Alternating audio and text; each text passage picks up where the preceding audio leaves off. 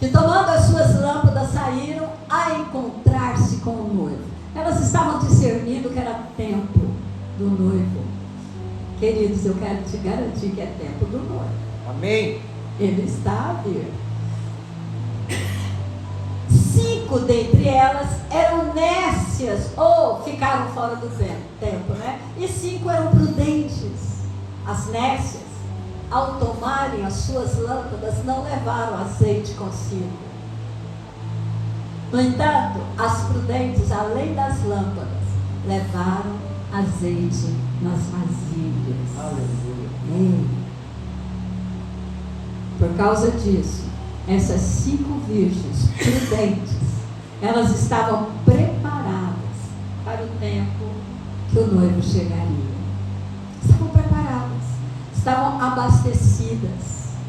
Quando nós falamos que nós estamos transbordando, a unção está fluindo e transbordando para a direita, para a esquerda, né? Nós devemos estar cheios dessa unção.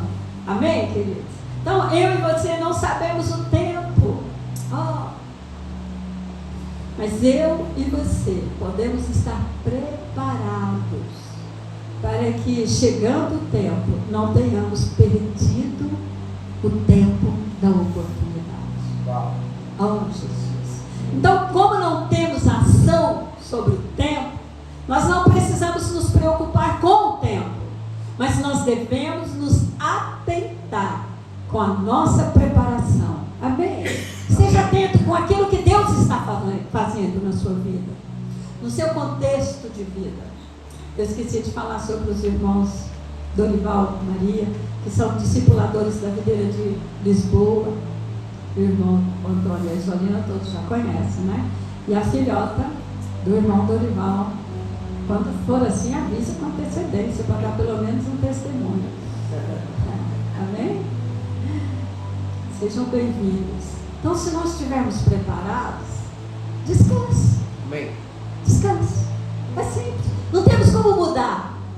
É Deus quem vai fazer. Então descanse, pois se o tempo chegar, nós não vamos perder a oportunidade. Amém. Amém. Estamos descansados no Senhor. Então que o nosso coração esteja na expectativa da volta do Senhor Jesus. E estejamos com azeite sobrando, como estavam as virgens prudentes. Amém. Que haja óleo de sobra aí. Aleluia. Sabe, queridos, Moisés, se ele não percebesse que a sarça ardendo era o tempo da oportunidade, todos conhecem a história, né? De Moisés. Moisés foi criado pela filha de Faraó, mas aos 40 anos, ali ele foi preparado para ser rei. Mas aos 40 anos, ele já tinha o entendimento de que o Senhor o levantaria para libertar o povo dele, que estava escravo no mesmo Egito, onde ele estava sendo treinado para ser um rei. O povo dele, a nação dele, o povo dele estava trabalhando escravo. E ele, com esse entendimento, ele foi até os irmãos dele, né? Foi até lá. Só que ele não entendia o tempo certo daquela obra acontecer e a forma certa que aquela obra aconteceria. Ele viu um egípcio maltratando o seu irmão, batendo nele, e ele simplesmente matou o egípcio. Que louco. Foi isso mesmo que ele fez. Ele foi lá e matou o egípcio. Só que no outro dia ele encontrou 2 irmãos brigando. Os irmãos brigam, irmãos? Pois é, né? Ele encontrou 2 irmãos brigando. E ele foi lá, mas ele foi arrazoar-se com eles. O que é isso? Vocês são irmãos. Por que vocês estão brigando? Um desses 2 vira para ele e falou assim: quem é você? Por que você veio aqui querer ser, eu não lembro a palavra certa, mas querer ser senhor sobre nós, querer nos dar sermão? Você vai fazer comigo o que você fez com o egípcio ontem? Sabe, quando eu leio essa passagem eu penso, esse aqui que está falando desse jeito com Moisés, deve ter sido o mesmo que ele defendeu ontem. Entendeu? Deve ter sido o mesmo. Por quê? Porque a palavra mostra, claro, alguma tradução, que Moisés orou para um lado e para o outro, para ver se tinha alguém vendo, e matou o egípcio. Então estava só Moisés, o egípcio, e aquele irmão. Eu falo, uau, que ingrato, não? Oh, Jesus, já não é minha pregação. Mas, aí o que aconteceu? Moisés fugiu. Ele fugiu para o deserto porque ficou com medo. Ele falou, bom, já me descobriram, o faraó já deve estar à minha procura para me matar, e ele não queria morrer. Então ele fugiu para o deserto.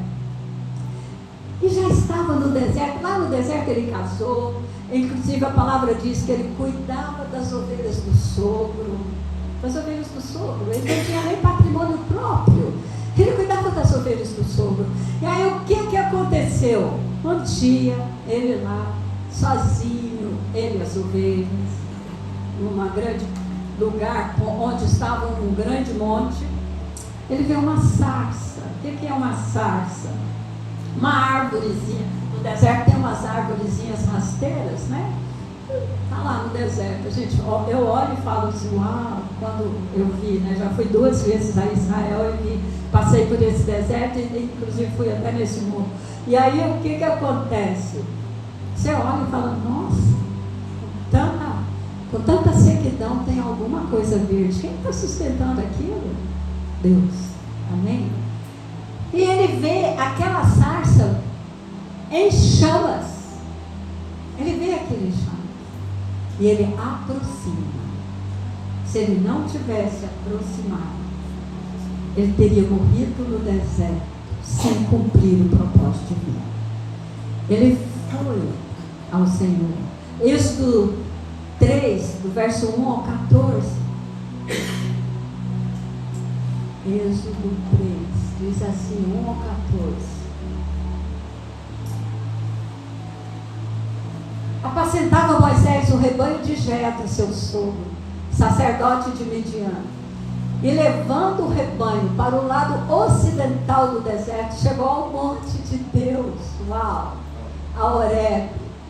Apareceu-lhe o anjo do Senhor numa chama de fogo, no meio de uma sarça. Moisés olhou e eis que a sarça ardia no fogo. E a sarça não se consumia. Olha que fantástico. Então disse consigo mesmo, irei para lá e verei esta grande maravilha, porque a sarça não se queima. Vendo o Senhor que ele se voltava para ver, Deus no meio da sarça o chamou e disse, Moisés, Moisés. Ele respondeu, eis-me aqui. Que coisa, que experiência fantástica essa de Moisés. Se ele não tivesse, aliás, aproximado, dado um passo em direção àquela sarça, ele podia ter morrido no deserto e perder o tempo da oportunidade. Vamos para Elias. Elias, lá em 1 Reis 18, verso 41, nós vamos ver, sabe, se Elias não tivesse orado 7 vezes, nós sabemos que Elias orou 7 vezes para que chovesse. Só que antes, engraçado, para chover, ele orou 7 vezes. Mas quando ele liberou uma palavra de que não choveria, ele não precisou orar, ele só decretou. Isso é forte. Nós precisamos entender essas coisas. Amém. Ele só declarou, não vai chover. Falou para o rei, não vai chover. Por 3 anos não vai chover. Mas depois a palavra fala que ele foi orar. Aí em 1 Reis 18, 41, então disse Elias a Acabe, sobe, come e bebe, porque já se ouve ruído de abundante chuva. Uau! Ele via grande, a grandeza, o propósito do Senhor era uma abundante chuva. Vamos ver o 42. Subiu Acabe a comer e a beber, Elias, porém, subiu ao cimo do Carmelo e, curvando para a terra, ele meteu a cara entre os joelhos e disse ao seu moço: sobe e olha o lado do mar. Ele subiu, olhou e disse: não há nada. Então ele disse a Elias: volta. E assim por 7 vezes. Ele orou nesta posição. Engraçada, eu não tentei fazer.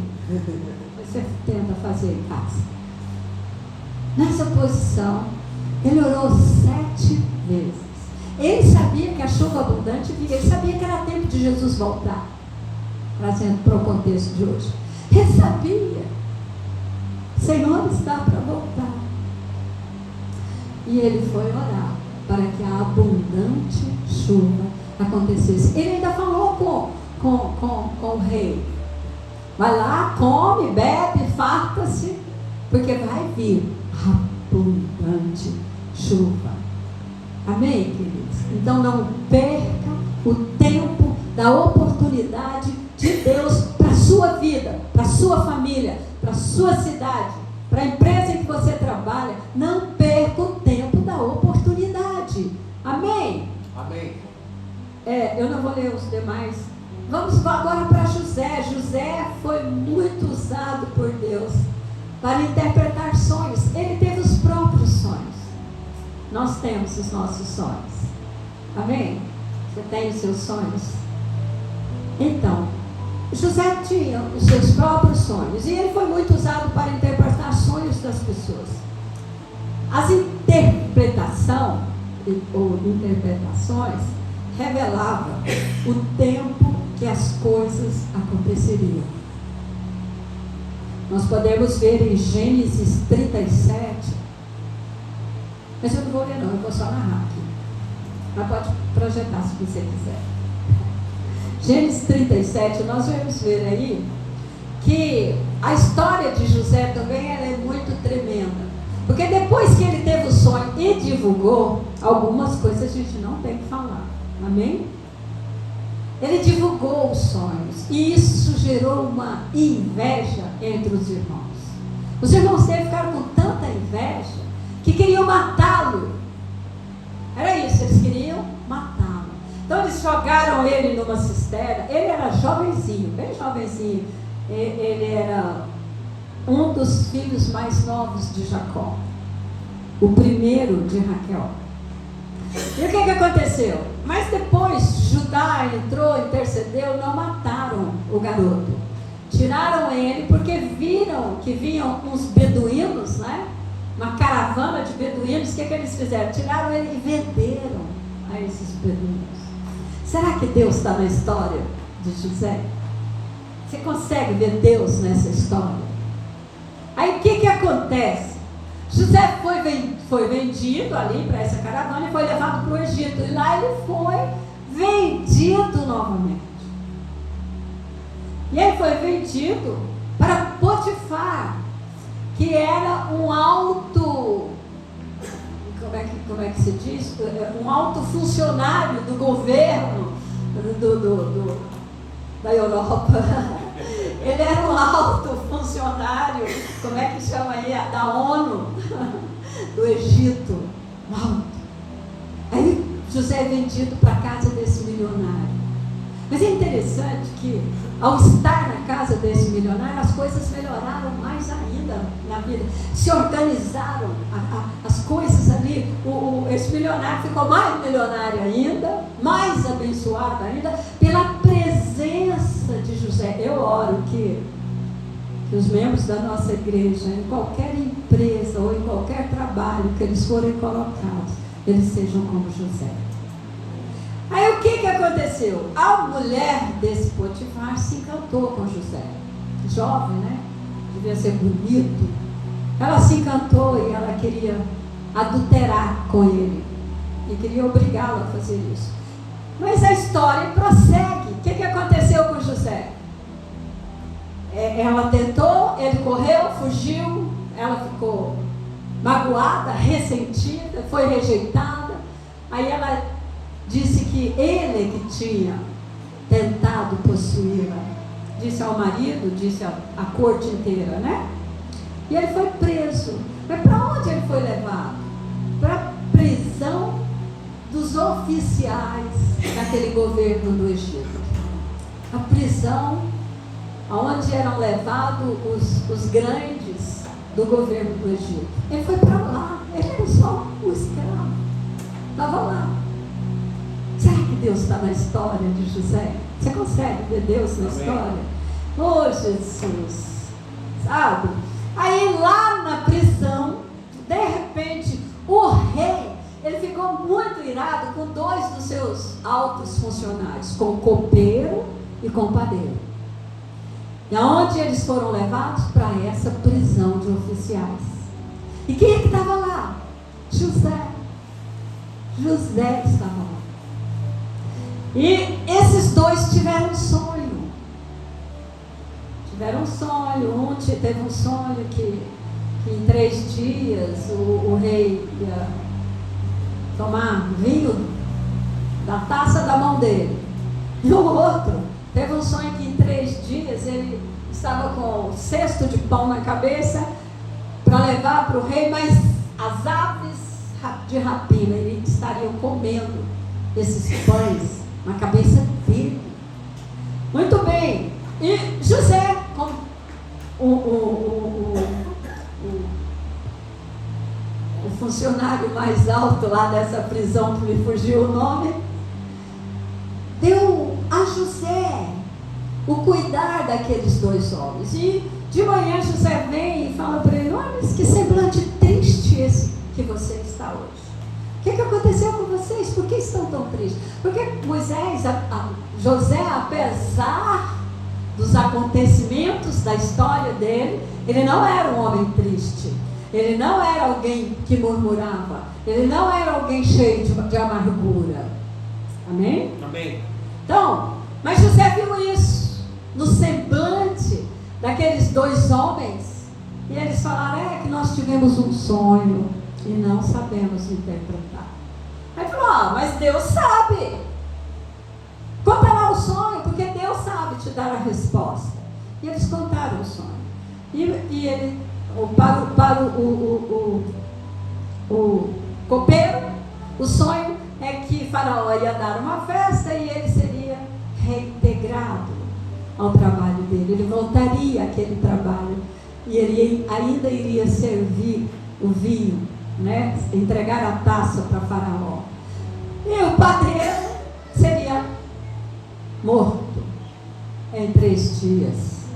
E isso porque o padeiro só falou porque viu que a palavra para o copeiro era muito boa. Aí ele resolveu contar o seu sonho.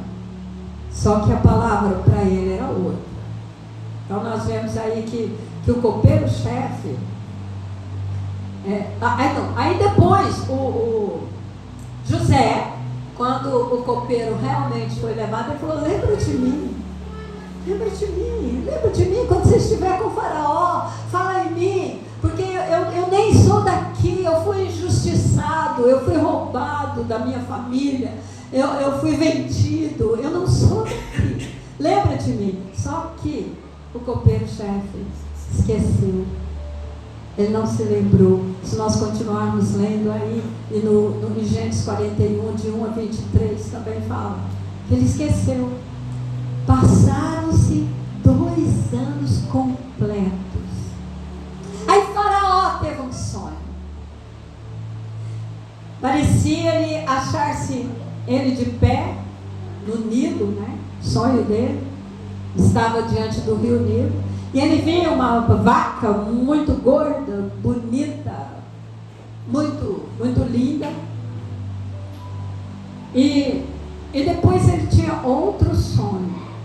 Isso tudo envolvia 7 dias, né? E ele tinha outro sonho.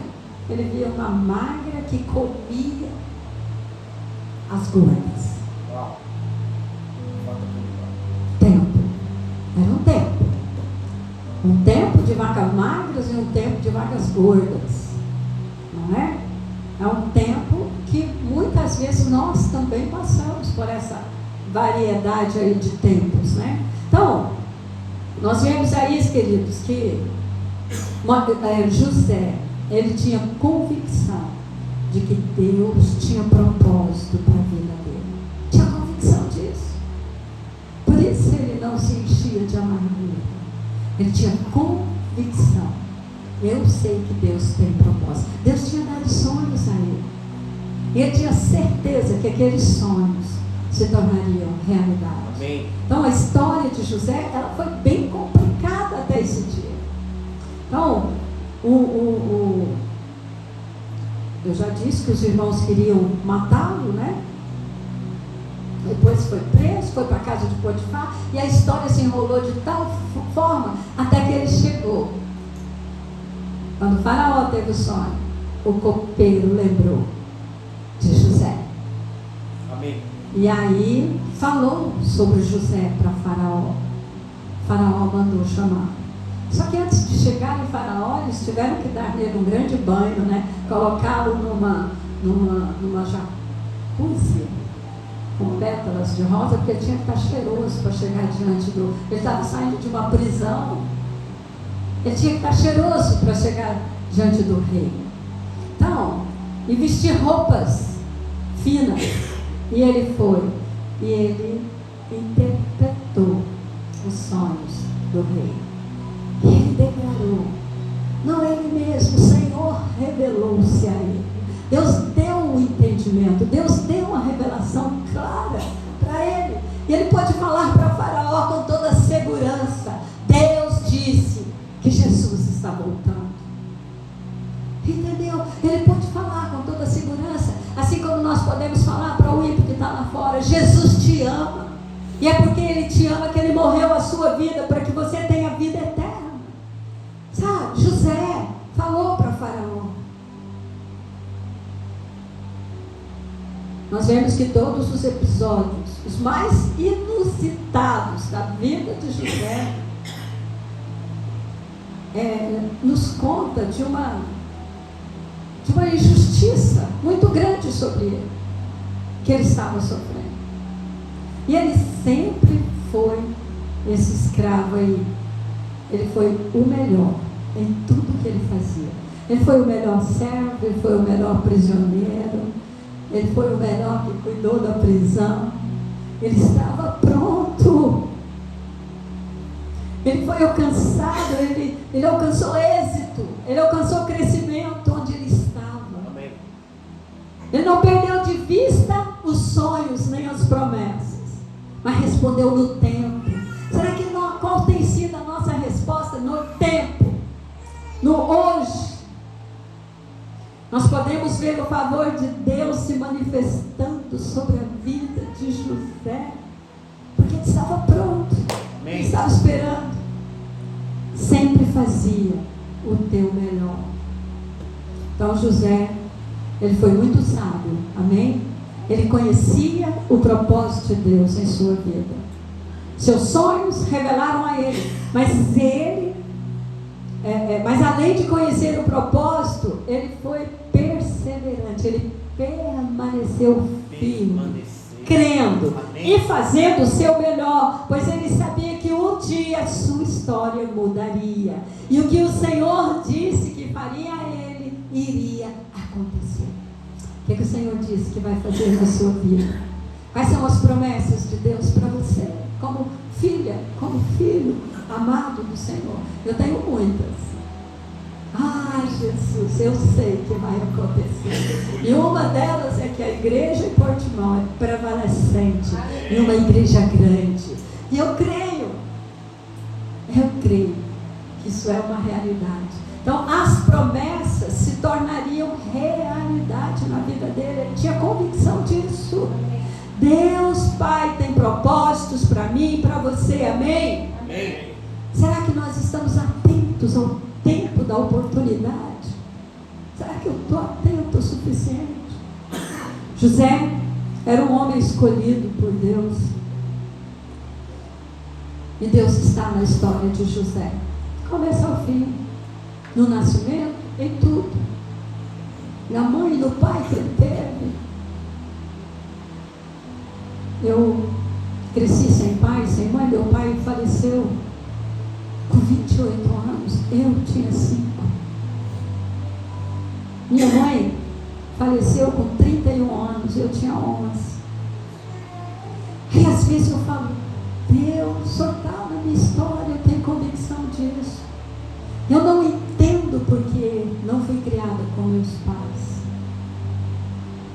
Confesso que acho maravilhoso quando eu vejo famílias que o papai e a mamãe estão alcançando os 90 anos. Eu falo, uau, meu Deus, que inveja santa. Eu fico triste, inclusive quando vejo filhos que vão embora da nação e não voltam lá para ver o papai, mas a mamãe, você tem que voltar. Eu fico triste, porque é tão importante para mim, é tão importante, porque eu não estive. Sabe o que é ser criado pelos outros, morar na casa dos outros? A gente fala assim, né? Dos outros, por mais que você tenha algum carinho, porque esses outros eram meus tios, por mais que haja carinho, não é sangue do meu sangue, no sentido de ser gerado. Então, não se atrevam a morrer cedo quem tem filhos pequenos, viu, Éder? Não se atreva. Se cuida diante do Senhor. Porque a promessa de morrer cedo é para quem não honra pai e mãe. A palavra é clara, não é verdade? Quem honra pai e mãe tem longevidade de vida. Amém. Está escrito isso. Então, não se atrevam e honra teu pai e tua mãe. Amém? Vai lá ver. Ó, Jesus. Então, nós vemos que pessoas se levantaram contra José. Então, se pessoas se levantam contra você, se vem tribulação, se vem problemas de todo gênero, com patrão, com empregados, na igreja, com irmãos. Veja aí, ó. José teve problema com irmãos. Moisés teve problema com quem? Com irmãos. Teve que fugir para o deserto por causa do irmãozinho lá, que ele já tinha defendido. E ele teve problema, teve que fugir. Não, irmãos, dá problema? Dá. Mas não perca de vista o foco. Não perca de vista a promessa do Senhor. Amém. Não perca de vista o Senhor Jesus Cristo. Que Ele seja o foco central da sua vida. Não o irmão que te fez mal, que falou mal, que fez isso, que fez aquilo, que deixou de fazer. Não, tenha o seu foco em Jesus Cristo. Amém? Amém, queridos? Não desanime. José foi abençoado na casa de Potifar, ele foi abençoado dentro da cadeia, ele foi abençoado em todo o mundo da época, sendo o segundo homem mais importante do Egito. Qual tem sido as suas tribulações? Qual tem sido as minhas? O que você está vendo? Nós não andamos por vista, nós andamos por fé, amém? Mas o que é que você está enxergando? O que é que você está vendo? O copeiro pode nos esquecer, amém? Mas Deus Pai não vai nos esquecer, amém? Você pode dizer glória a Deus? Glória a Deus. Lembre, o principal propósito de Deus é salvar vidas. Não sou eu que quero esse lugar cheio e multiplicar, fazer 2 cultos. É Deus, o propósito dele é encher esse lugar de vidas preciosas, para serem ministradas por Ele mesmo, pelo seu Santo Espírito, para serem saradas, para crescerem em maturidade, para serem vencedoras em todas e quaisquer circunstâncias da vida. José foi usado para salvar até aqueles que o venderam. Depois, como o segundo maior no Egito, a fome veio, as vacas magras chegaram. O que aconteceu? Não, primeiro chegou as vacas gordas, e Deus deu a eles sabedoria tão grande naqueles 7 anos, que ele construiu celeiros e guardou tudo que era colhido. E os dias maus vieram, as vacas magras chegaram, e esse foi um tempo em que ele pôde abençoar o mundo naquela época, porque inclusive os seus irmãos tiveram que sair lá da terra de Canaã. Uau! Sair da terra que manda leite e mel para ir para o Egito comprar alimentos. Mas por quê? Porque Deus está na história de José. Deus iria honrar José aonde? Só no Egito? Onde ninguém conhecia o histórico dele? Não, o Senhor ia honrar José diante dos seus irmãos, da sua família. Amém. A família que tinha vendido eles, os irmãos que tinham mentido para o pai, que um animal tinha comido e tinha gerado uma tristeza enorme no coração daquele pai. Ele ia ser honrado. Oh, isso é fantástico, isso é coisa de Deus. Isso é Deus na história. Aleluia. Sabe, queridos, eu quero ser canal de bênção para a sua vida, para essa igreja, para essa terra, para essa nação. Deus me trouxe para essa nação, para abençoar o povo dessa terra. E eu quero ser esse canal de Deus. José estava preparado para a sua oportunidade. Será que nós estamos? Em nenhum momento nós vemos ele em crise com a sua identidade. Não teve. E nem com a situação que ele viveu. Todas as suas lutas e dificuldades colocaram José no lugar certo, na hora certa, porque ele deu a resposta certa. Qual tem sido a sua resposta? Ele foi colocado no cárcere, dentro do palácio e dentro do palácio de Faraó. Então, na hora de Deus, no tempo de Deus, José, por estar preparado, foi encontrado e foi colocado dentro da promessa, para que a promessa se tornasse uma realidade. Uma realidade. Nós estamos, enquanto eu estava meditando hoje de manhã, me veio, eu até ia anotar, mas depois surgiu outra coisa ali para fazer e eu não anotei. Mas em Romanos 8, a palavra fala que os filhos de Deus serão levantados, no verso 19. Porque eles já estão gemendo. E eles serão conhecidos pelo mundo ímpio, que verdadeiramente eles são filhos de Deus. Romanos 8, 19. A ardente expectativa da criação, não é só os filhos, né? É da criação. Aguarda a revelação dos filhos de Deus. A criação está aguardando e esse dia está. É hoje, eu posso te dizer, esse dia é hoje, esse dia é agora. Onde nós seremos conhecidos pelo mundo ímpio. Hoje, até hoje, o mundo ímpio conhece os crentes como gente medíocre. Infelizmente. Aquele povinho barulhento. Pastores que roubam as ovelhas. Tudo mentira do diabo. Eles nos conhecem por informações do diabo. O diabo coloca na mente deles: ah, pastor só quer seu dinheiro. E outras coisas mais. Essas são informações dadas por Satanás ao ímpio. Porque mente é campo de batalha, não é só de crente. Você não precisa conhecer nada de Bíblia para ter sua mente como campo de batalha. Mas a palavra de Deus diz que a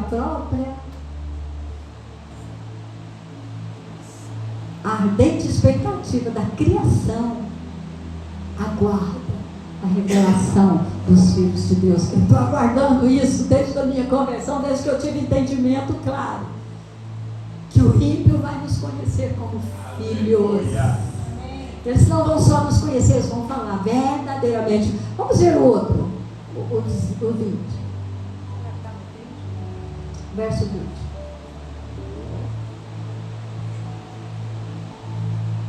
Pois a criação está sujeita à vaidade, não voluntariamente, mas por causa daquele que a sujeitou. Verso 21. Na esperança de que a própria criação será redimida do cativeiro da corrupção para a liberdade da glória dos filhos de Deus. Existe uma glória para nós, amém? Deixa eu ver o 22, deixa eu ver o que diz. Né?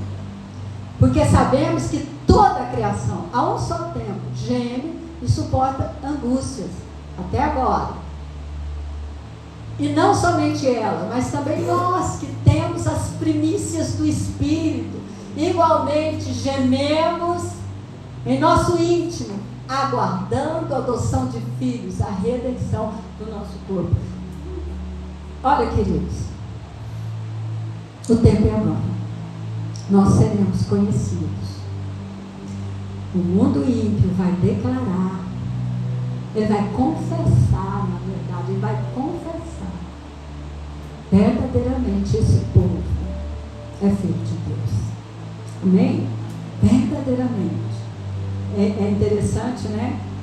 Essa foi uma característica preciosa da vida de José, é que ele, em momento nenhum, ele atribuiu aos irmãos. Olha que coisa chique ter um José na vida, não? Em momento nenhum, esse homem de Deus atribuiu aos irmãos ou aos outros as coisas ruins que aconteceram na vida dele. Adão atribuiu. Quando o Senhor falou, Adão, você comeu, foi a mulher que o Senhor me deu. Ele atribuiu a mulher e a Deus, culpou Deus. Hoje muitos crentes culpam a Deus de tudo. Não só os crentes, os ímpios também. Culpa a Deus por tudo, atribui a toda a desgraça que eles enfrentam, o culpado é Deus. Vocês já ouviram isso? Tudo é Deus. José, tão nobre esse moço, tão nobre, tão novo, tão nobre.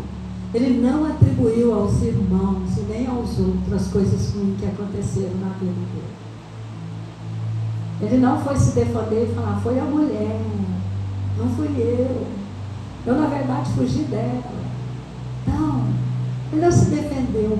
Ele não se defendeu em lugar nenhum. Vocês vê na palavra que José se defendeu. Não se defendeu e nem atribuiu culpa a ninguém. Ah, a culpa é do fulano. Não. Eva atribuiu a serpente. A serpente não teve a quem atribuir, recebeu a maldição. Sabe, eles pensaram que José, olha só a cabeça dos irmãos culpados, né? O que culpa faz?